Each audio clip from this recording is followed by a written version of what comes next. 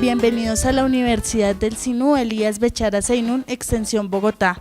Para nosotros es un honor contar con su presencia hoy en el lanzamiento de nuestro libro La Constitución de 1991, entre avances y retrocesos, producto del proyecto de investigación del doctor José Gregorio Hernández Galindo, el cual se enmarca dentro del trabajo del Grupo de Investigación Realidad Social y Derecho, liderado por el doctor Jorge Restrepo Fontalvo. Entremos en la actividad de esta universidad a lo largo del año que culmina y en relación con esta obra que constituye para todos quienes hemos intervenido un motivo de satisfacción y de felicidad y contento, porque creo que se ha adelantado un trabajo desde el punto de vista académico excelente. Allí ustedes van a encontrar a numerosos autores, concretamente 57 autores, algunos exconstituyentes, algunos exmagistrados de la Corte Constitucional, algunos magistrados de la Corte Constitucional, algunos exmagistrados del Consejo de Estado, de la Corte Suprema de Justicia, investigadores, autores de otras universidades también, no solamente han participado autores de la Universidad del Sinú, sino autores, investigadores de otras instituciones, a las que también, por supuesto, les queremos agradecer su aporte. Allí ustedes encontrarán, y considero importante que todos lo sepamos, dos tipos de escritos. Unos que cumplen el propósito propiamente investigativo y académico, con trabajos que han sido calificados desde ese punto de vista por los doctores Álvaro Echeverry Uruburu y Jorge Restrepo Fontalvo, y por el rector de la universidad. Y hay otro grupo de escritos que encontrarán que contienen opiniones muy respetables y muy importantes acerca de la Constitución, de sus desarrollos, de sus avances y de sus retrocesos. Precisamente ese es el título de la obra, Constitución de 1991, entre avances y retrocesos. Porque, como ustedes verán, allí en el cuarto tomo aparecen todas las reformas que se han introducido a la Constitución, que ya van por 42, y los antecedentes de cada una de esas reformas. Algunas de esas reformas han implicado progreso, otras de esas reformas, y hay que decirlo con toda la honestidad que corresponde a la academia, han representado retrocesos. Entonces tenemos hoy una Constitución que no es propiamente la que aprobaron los delegatarios en 1991, pero que a mi juicio conserva de todas maneras en su esencia el espíritu que esos constituyentes le quisieron imprimir a la Carta Política. Desde luego hay que hacer ajustes en cuanto a la relación que hay entre las primeras y las posteriores disposiciones, pero la Constitución sigue en su espíritu fundamental plenamente en vigor, y es lo que se concluye por varios de aquellos que han intervenido en los artículos.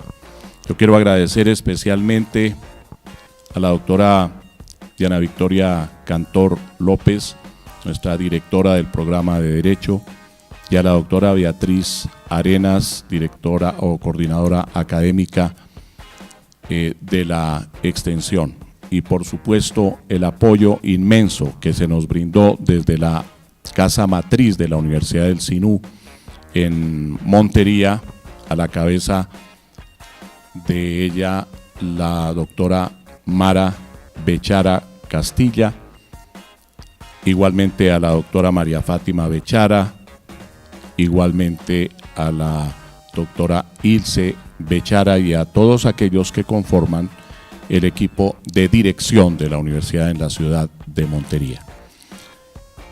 Y aquí hemos contado con apoyos desde el punto de vista académico muy importantes, como los de la doctora Lady Joana Arias, investigadora que llevó a cabo un trabajo verdaderamente admirable a lo largo de todo el año.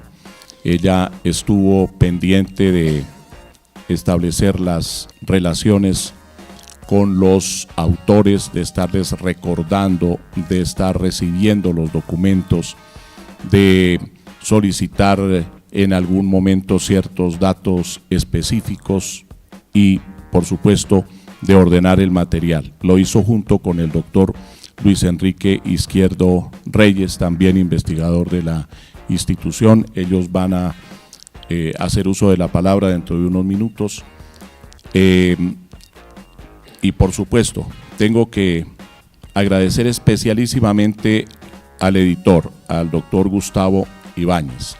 Esta es una publicación que, junto con otras que a lo largo del año hemos ido entregando, conforma un grupo de trabajos interesantes en distintas áreas del derecho, y en todas ellas ha participado, muchísimas gracias por hacerlo, el doctor Gustavo Ibáñez. También escucharán ustedes al doctor Luis Alfonso Fajardo Sánchez, es otro de nuestros investigadores, y con su asesoría y su permanente colaboración también fue posible la publicación de esta obra.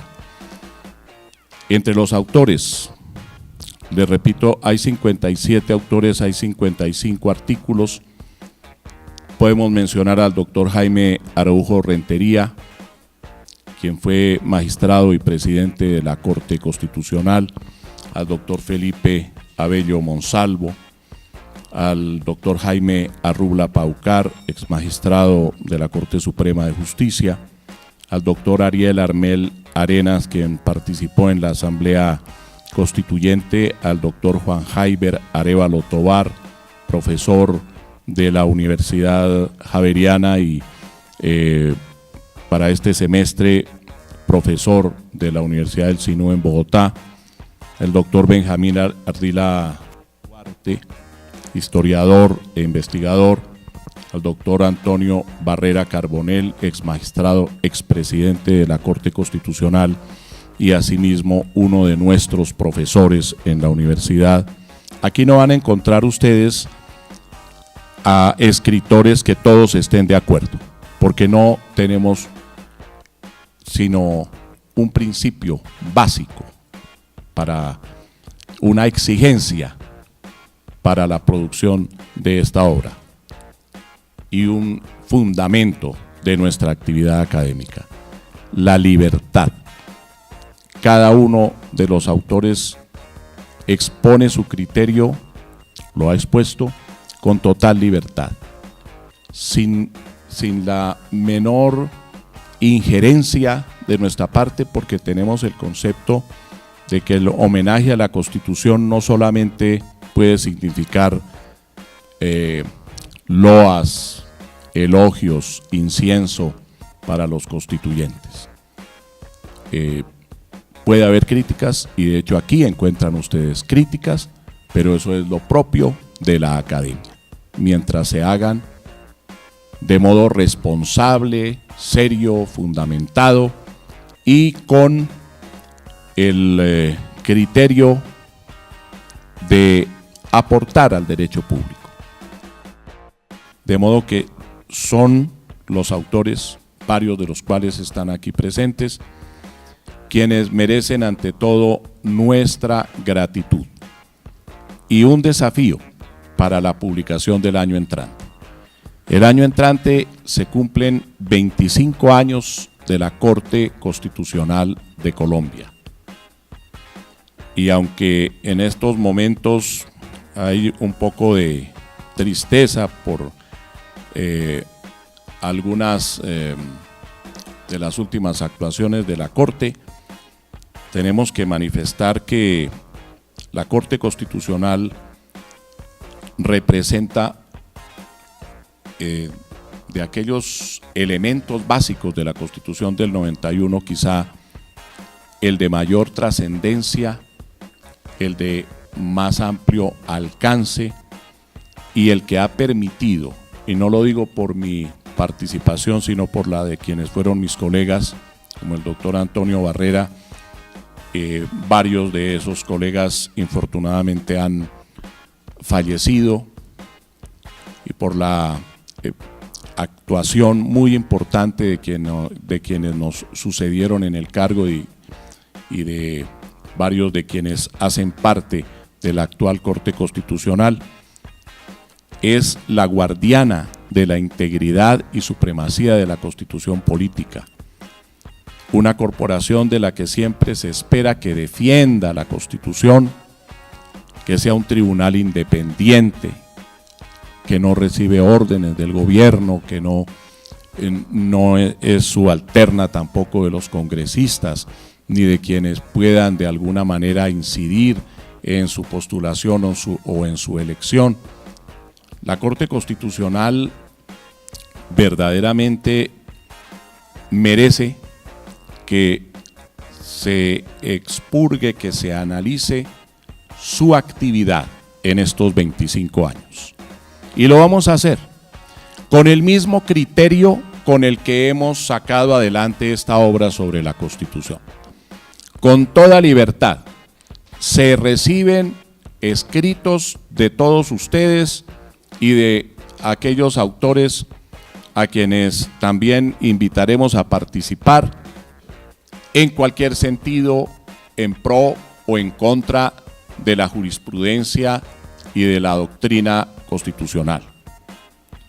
La Corte Constitucional tiene a su cargo algo trascendental, la defensa de la Constitución.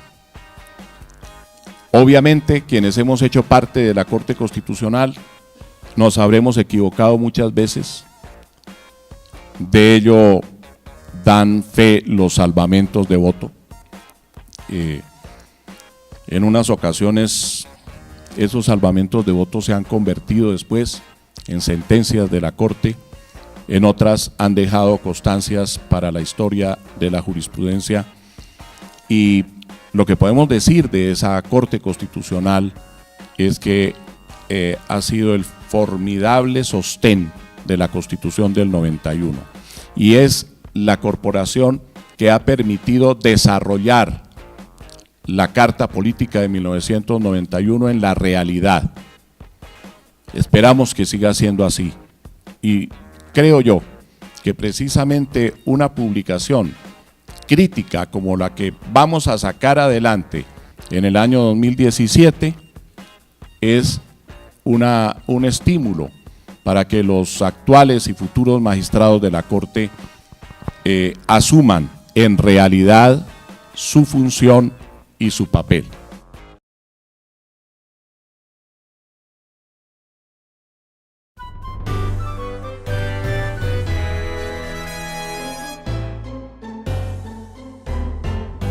Si yo hubiese revisado mi agenda hace unos pocos días y alguien me hubiera sugerido que había algo más importante que llegar a tiempo a este acto, hubiera dicho imposible. Pero, en virtud de que yo estoy comprometido con los valores de la Constitución Política del 91, antenoche surgió algo que fue más importante que estar presente aquí, y era la libertad de una persona. Un profesor universitario que había pedido mis servicios profesionales hace ya algún tiempo, estaba abocado esta mañana a una audiencia pública donde se iba a solicitar la aplicación del principio de oportunidad. La audiencia estuvo programada para las 9 de la mañana. Yo hice lo imposible en este loco tráfico bogotano por desplazarme tan pronto como terminó la audiencia allá en los juzgados de Palo Quemado hacia acá. Pero yo sé que estaba justificado defender la libertad de una persona. Y cuando transcurría la audiencia yo pensaba que yo estaba en esa audiencia gracias a la Constitución del 91. Porque el principio de oportunidad, decía yo que me sentía dentro de la audiencia como que ese era un ejemplo de lo que significó la Constitución del 91. Una Constitución garantista, una Constitución que sin duda partió en dos la historia de este país. Una Constitución que fue no una solución a los problemas, sino una carta de navegación, una utopía, en el sentido en que Tomás Moro utilizó la palabra inicialmente, no como algo irrealizable, sino como algo que no se ha logrado, algo que en lo que debemos comprometernos para lograr que algún día se realice. En 1886,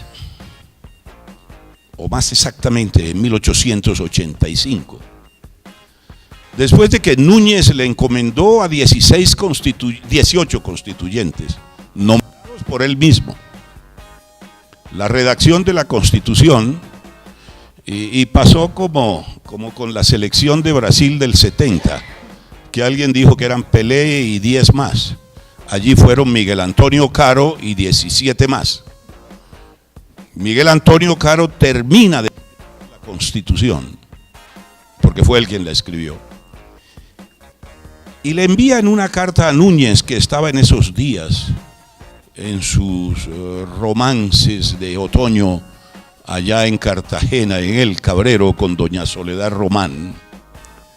Recibe Núñez la carta de Miguel Antonio Caro, donde le dice: esta Constitución es un diagnóstico de nuestro país. Y movido por ese romanticismo de final de la vida, Núñez le escribe, le contesta una hermosa carta donde le dice: don Miguel, una Constitución no es el diagnóstico de un país. Una Constitución es el inventario de los sueños de un país. Eso es la Constitución del 91. Un inventario de sueños que 25 años después nosotros no hemos sido capaces de hacer realidad de manera plena. Y por eso es tal vez el mayor compromiso que nosotros tenemos. Y por eso es importante este proyecto que hoy en alguna forma culmina parcialmente con la entrega de estos trabajos. Y por eso es importante la tarea con la que soñó e hizo realidad nuestro señor rector, el doctor José Gregorio Hernández Galindo. Porque él lo que quiso fue precisamente que hiciéramos un alto en el camino del proceso de materializar en la realidad la Constitución del 91. Que miráramos qué hemos hecho en estos 25 años y qué nos queda por hacer. Estaba a menos de un año de publicada la Constitución, cuando en el Ministerio de Educación Nacional me invitaron, y me sentí muy halagado porque compartí mesa, entre otros, nada menos que con Hernando Davis Echandía.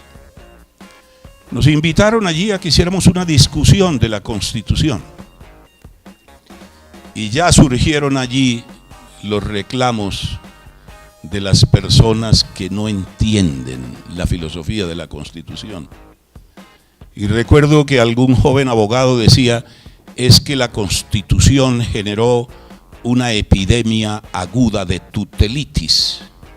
Yo le respondí: sí, porque estábamos acostumbrados a una epidemia crónica de abusitis.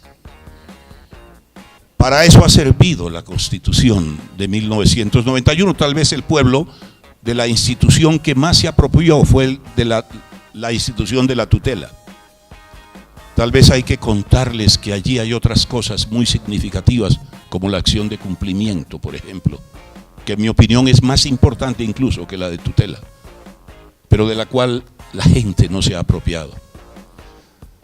Para lo que sirve un proyecto como este es precisamente para darle cumplimiento a uno de los artículos más importantes de la Constitución. Nadie lo menciona. Estoy seguro que Jesús Pérez González Rubio, como constituyente, sabe la importancia que ese artículo tiene, el artículo 41. Cuando termina la enumeración, que algunos consideran excesiva y que yo siempre considero inconclusa, de los derechos fundamentales en la Constitución del 91, el artículo 41, con el que se remata allí, dice: el Estado difundirá la Constitución. Pero dice algo más: en todas las instituciones, todas, no dicen las públicas, no dicen las privadas, no dicen las de posgrado, no dicen las de educación superior, es de kindergarten a postdoctorado. Y no en las facultades de Derecho, es también en las de odontología, en las de mecatrónica. En cualquier institución, dice la Constitución, se enseñará, se divulgará. Habrá que dictar clases participativas sobre la Constitución. Y además de ello, se dice que se fomentarán prácticas democráticas. Hay que decirle a las profesoras de kindergarten que hay que explicarle a los niños para que ellos escojan a sus representantes precisamente ante las autoridades del kindergarten. Hay que tratar de fomentar esas prácticas para que realmente nos apropiemos de la Constitución. Si uno le propone aquí a cualquier colombiano que se haga socio de una cooperativa de ahorro y vivienda o cualquier tipo de cooperativa, ¿qué es lo primero que le dice? Muéstreme el reglamento, porque yo no voy a dar 20.000 pesos mensuales ahí para que manejen 8 o 10 o 20 millones de pesos sin saber quién va a manejar la plata y cómo van a hacer las cosas. Hay que decirle a los colombianos que todos pertenecemos a una institución que maneja anualmente, a una sociedad que maneja anualmente cerca de 300 billones de pesos, sumando la administración central con las administraciones departamentales y municipales. Esa sociedad se llama Colombia S.A. No estoy proponiendo el culmen de la privatización. No es Colombia Sociedad Anónima, es Colombia Suramérica, Colombia S.A. Y así como el ciudadano de a pie reclama que le muestren el documento en el cual se reglamenta la cooperativa pequeña o la junta de acción comunal a la cual pertenece, la labor más importante que debe tener la academia frente a la Constitución es su difusión amplia.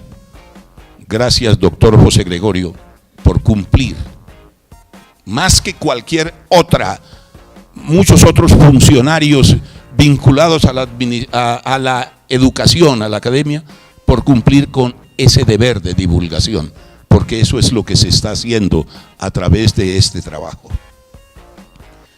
Yo voy a pedirles que también se lean mi artículo, y por eso no voy a hablarles de él.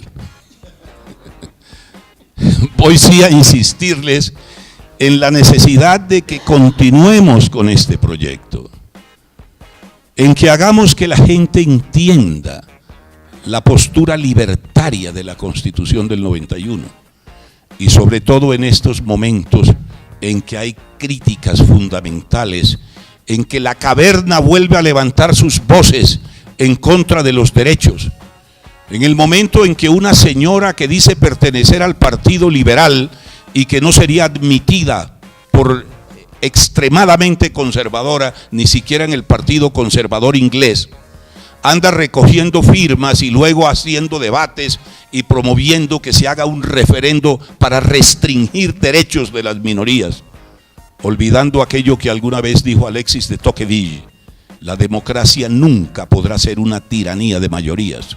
Un país es democrático cuando respeta los derechos de las minorías, y cuando las mayorías salimos en defensa de los derechos de las minorías.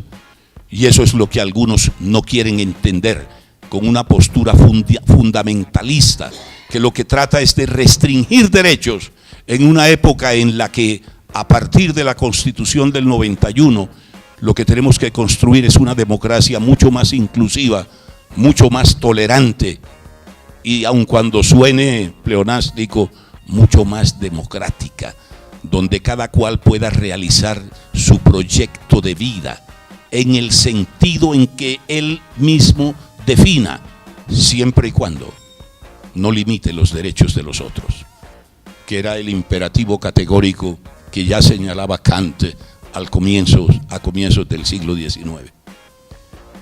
Gracias, doctor José Gregorio, por haber tenido esta idea. Gracias por habernos congregado a sus colaboradores cercanos e inmediatos, pero gracias también por haber hecho una convocatoria abierta a la cual se han unido muchas de las personas que aquí están presentes y que son autoras también de artículos que mayoritariamente me correspondió revisar en muchos casos, pero que voy a leer detenidamente para que se cumpla efectivamente el propósito de este proyecto que usted nos presentó y que la universidad y la colectividad ha acogido con muchísima gratitud y con muchísimo compromiso. Muchas gracias.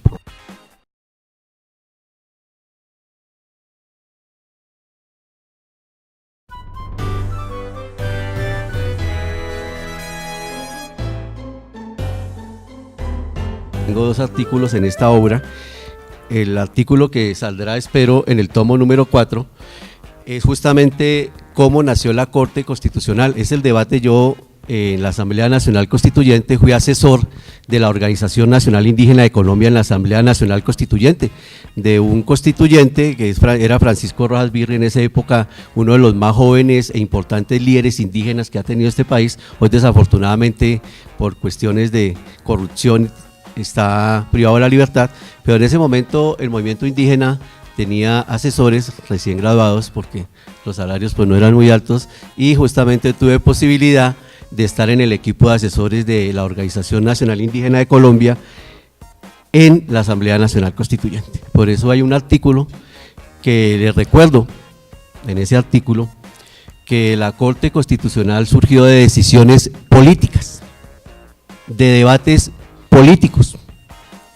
Justamente ahí recreo las posiciones de los diferentes constituyentes sobre la creación de la Corte Constitucional, cómo se pusieron de acuerdo sobre los principios.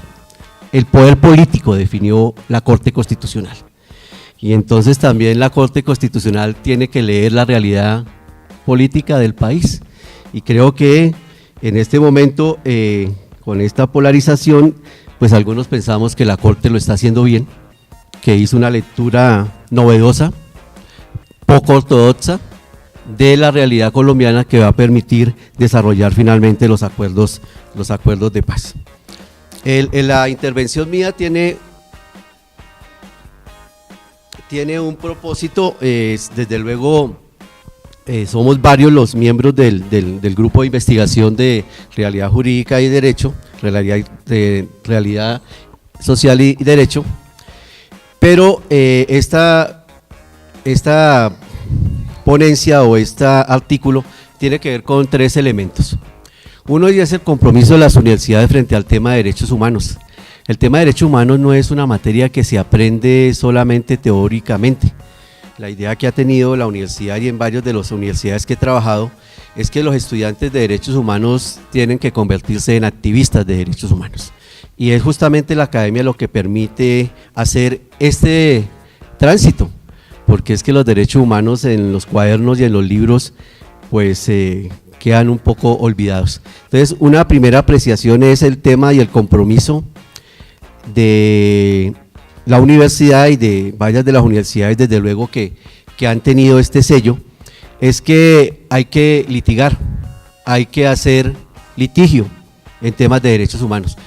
Desde el estudiante de primer semestre hasta el último año, siempre habrá una labor en derechos humanos para hacer.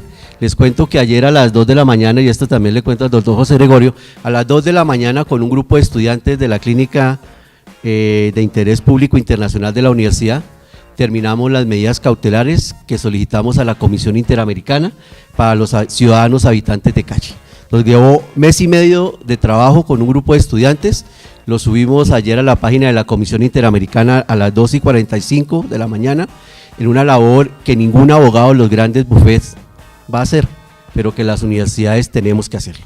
Y justamente ese es el litigio social que tenemos que hacer. Vamos a ver qué pasa con esas medidas cautelares. Un documento de 70 páginas con más de 100 documentos anexos de lo que está pasando aquí nomás con los ciudadanos habitantes de calle. Y un poco la indolencia de muchos sectores frente al tema.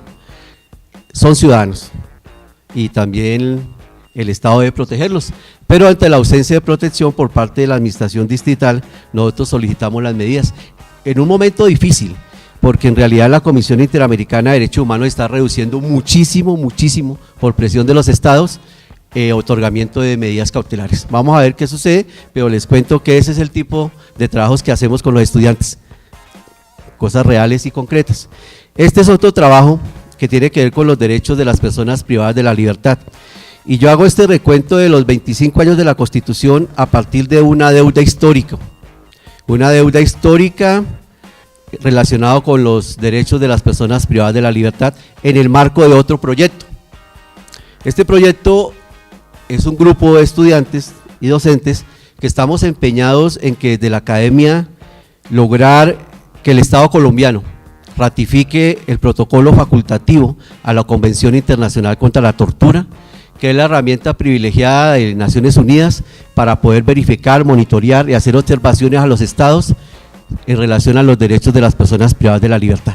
Y ya tenemos una red de más de 35 universidades que están intentando hacer lobby y trabajos académicos frente al Estado para que el Estado finalmente ratifique esta herramienta. Esta es otra de las labores que debemos hacer las universidades, justamente para involucrar a nuestros estudiantes. A principio de año, cuando el doctor José Gregorio presentó su proyecto, que era de la Constitución del 91 en trances y retrocesos, lo primero que nos dijeron fue, no, para julio, que es el día de la 4 de julio de 1990, el 4 de julio, tendría que estar listo el libro. Yo abrí los ojos, miré a Lady y le dije, vamos a ver qué podemos hacer, porque era convocar muchas personalidades importantes de la nación a que escribieran sobre la Constitución, a los investigadores de las distintas universidades, y eso no iba a ser tan fácil, y yo sabía de antemano, porque muchas personas tenían que ponerse a producir el texto, y solo en la producción de cada uno de los textos pues ya tardarían un tiempo determinado. Así que se hizo rápidamente la convocatoria, que fue una convocatoria grandísima. Lady se encargó todo el tiempo de ella, y empezamos todos los avatares propios de lo que una obra tan grande como esta puede tener. Es decir, son 1633 páginas que entregamos hoy, más 500 páginas que hacen falta. O sea, es un producto de 2000 páginas, ¿sí? Y hacer esas 2000 páginas no es algo que salga de la noche a la mañana. Y había que pensar muchas cosas. Muchas personas aceptaron la invitación y empezaron a mandarnos los artículos, pese a que éramos bastante, yo voy a hacer este tipo de confesiones, tengo que hacerlos, aunque éramos bastante específicos en la forma en cómo tendrían que enviar los artículos llegaban en letras distintas, con situaciones distintas, y nosotros teníamos que empezar a unificar todo ese tipo de cosas para darle cohesión a todo el texto. Esto pasa en todos los libros, no pasa solamente aquí, pasa en todas las universidades a nivel editorial, sobre todo cuando estamos abocados a cumplirle a conciencias, abocados a estas normas APA y abocadas a un poco de avatares investigativos que cada vez nos están agobiando aún más. No solamente, además un panorama en edades, de unas miradas totalmente distintas de muchas cosas, sino un panorama interacadémico también, es decir, aquí hay economistas, abogados, ingenieros escribiendo sobre la Constitución. Entonces eso potenciaba mucho más la obra, pero la hacía bastante difícil de hacer. Teníamos que hacer una unificación siempre que uno escribe un artículo y cuando uno le pasa ese tipo de cosas, pues, y además los mismos autores nos los pedían, mire, por favor, eso pasa por una corrección de estilo, doctor, y nosotros sí va a pasar por una corrección de estilo, no se preocupe, que sencillamente es un profesional que se encarga de arreglar el idioma en algunas muletillas que uno como escritor va teniendo y adquiriendo a lo largo de los años, y hay una persona que se encargaba de arreglar eso como al español. Eso también demoraba un tiempo considerable. En ese caso nos ayudó el escritor, el economista y escritor Carlos Castillo Quintero, y bueno, él también hizo un trabajo grandísimo, entonces también pues tenemos que reconocerle a él su trabajo. Eso en la parte de la composición del libro, y nosotros pues corriendo teníamos un cuadro gigantesco en Excel donde todos ustedes estaban así, eran casillas, ¿sí? Cada uno de ustedes se convirtió en una casilla donde tenían que mandar la pequeña biografía, algunos no la mandaban, bueno, en fin, un poco de cosas que estábamos todo el tiempo tratando de hacer, pero que era muy, muy importante. La comunicación siempre la mantuvo Lady.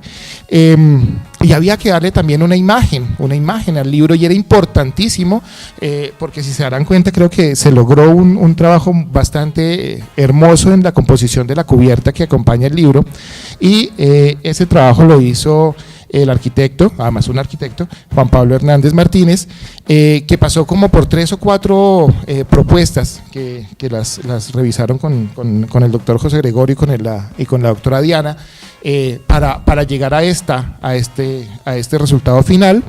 Después de que el arquitecto nos entregó la construcción de la cubierta, tuvimos que introducir los títulos de una manera armónica también en el texto. Para eso nos ayudó Aurelio, que es de la Oficina de Comunicaciones, entonces a él también pues le debemos parte. Es decir, la construcción de un libro, claro, están todos los autores, pero es monstruoso, es decir, están los editores, tenía 2 editores a su cargo, la doctora Lady y yo, estaba el diseñador de la cubierta, estaba Aurelio, que también ayudaba a eso, en Comunicaciones también, que nos están ayudando constantemente. Tenía 3 lectores pares de todos ustedes, que eran el doctor José Gregorio, el doctor Álvaro Echeverri y el doctor Jorge Restrepo, a los que también teníamos que insistirles que entre sus clases, su trabajo investigativo, también decirle, doctor, el concepto del artículo, que todo pues está haciendo guarda. Es que como tenemos que hacer conceptos de conceptos para Colciencias, entonces pues tenemos todos los conceptos de todos los artículos y cada una de las cosas que llegó.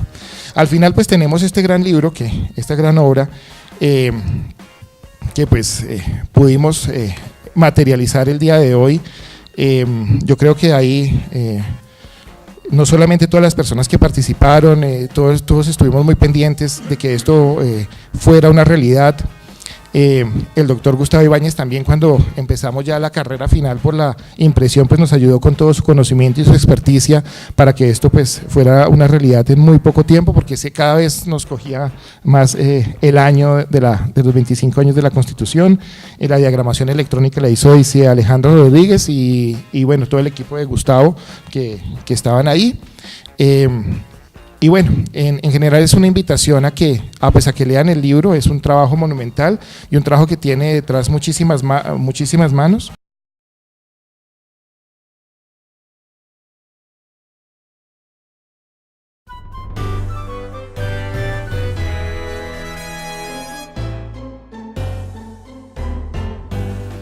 Para mí realmente es un placer y una alegría entregarles a ustedes el día de hoy 4 tomos. De los cuales hemos sido partícipes, no solamente yo, sino realmente todo mi equipo de investigación. Todo el equipo de investigación hace parte de este gran proyecto en donde todos tenemos una colaboración en conjunto, en donde efectivamente hoy se ven los resultados, una labor un poco ardua, pues para cada uno de los escritores de cada uno de estos artículos. ¿Ustedes qué van a encontrar dentro de estos 4 tomos? Los tomos 1, 2 y 3 van a encontrar unas temáticas de los primeros artículos que van a relacionar. Se va a ver toda la parte dogmática, filosófica de la Constitución. van a ver toda la parte de los derechos fundamentales y la parte orgánica de la Constitución. Así se organizó estos 3 tomos de artículos, y el tomo número 4, que como bien lo dijo el doctor José Gregorio, es un tomo de todos los anexos, incluyendo artículos también de algunos investigadores, en donde hacen unos comentarios tanto a la parte histórica de la Constitución como a algunos actos legislativos desde el año 93 al año 2016. Nada, me queda restarles muchísimas gracias por hacer parte de este proyecto, por contar con cada uno de ustedes, con la paciencia que cada uno de ustedes tuvo con nosotros. Sabemos que no fue fácil realmente los últimos días respecto de toda la parte con Luis Enrique y con el doctor Gustavo, que realmente nos colaboró muchísimo en esto. Entonces, gracias infinitas. Muchas gracias por la invitación. Muchas gracias al doctor José Gregorio Hernández y al equipo de trabajo de la universidad que nos convocaron para hacer parte de este gran proyecto editorial. Me siento muy feliz y muy complacido de haber podido realizarlo y pues obviamente continuar colaborando con las necesidades de edición de la universidad.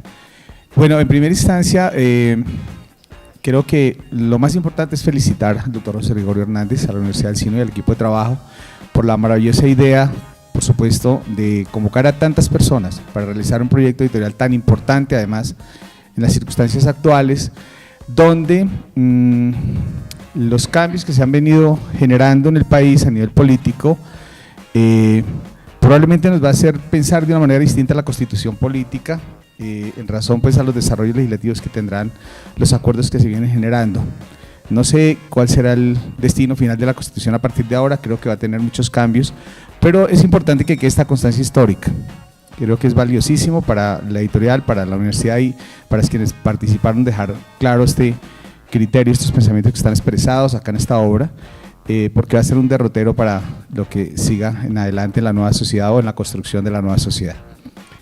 Escuchando al doctor José Gregorio, quedé un poco, no sé si, sí sorprendido tal vez, cuando menciona que esta Constitución ha tenido 42 actos legislativos reformatorios.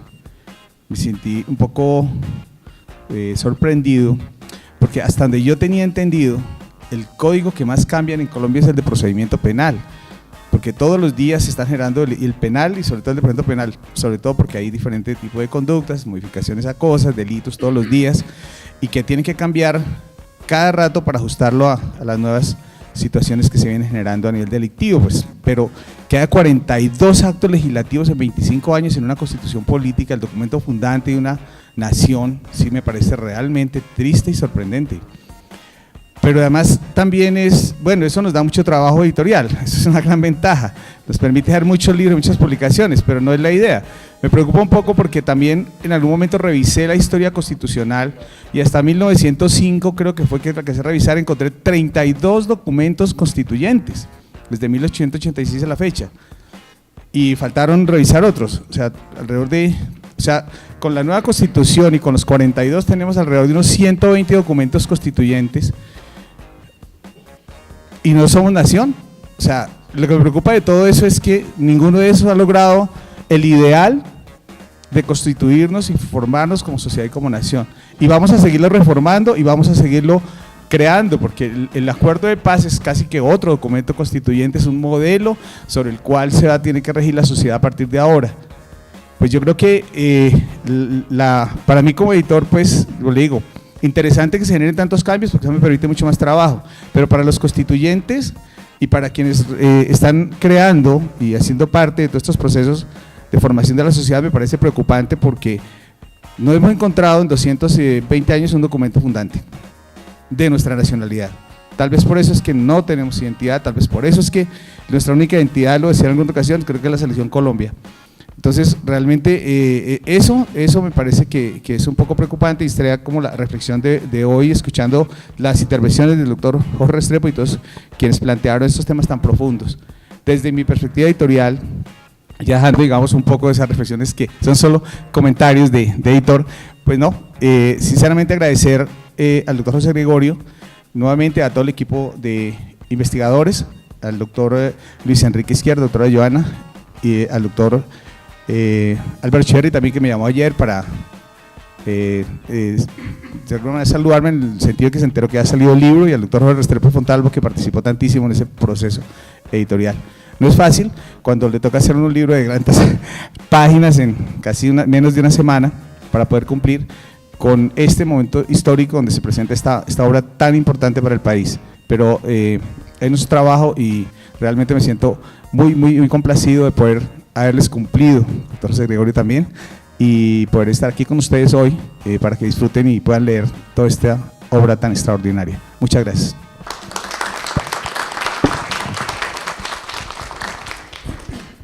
Les agradecemos a todos por su asistencia y los invitamos a que nos acompañen con una copa de vino.